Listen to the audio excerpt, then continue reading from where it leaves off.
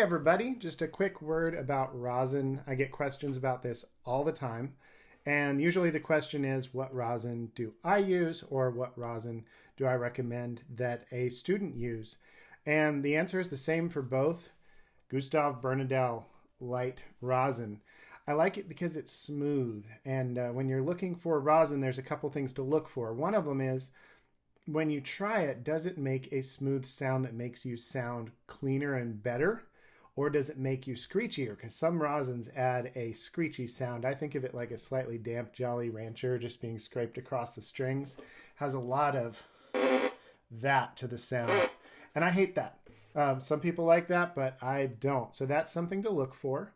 I also look for rosin that doesn't make me sneeze. Some of them are just, they bother me. I'm a little allergic to them. Not to the point where I have to use hypoallergenic rosin like jade or something like that.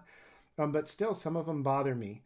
So looking at things like that is important too. But what it comes down to for me, other than not wanting to sneeze, is I want something that sounds smooth. I don't need help sounding screechier. Nobody does.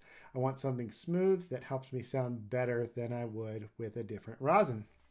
And for me, that's this. I've tried a lot.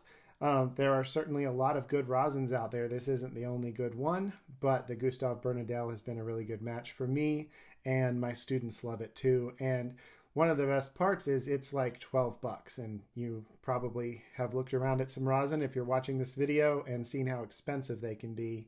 They don't have to be that expensive. So if you're looking for rosin, check this out. It's what I've used for years and years. Every time I try something else, I come right back to this. All right, everybody, see you in the next video.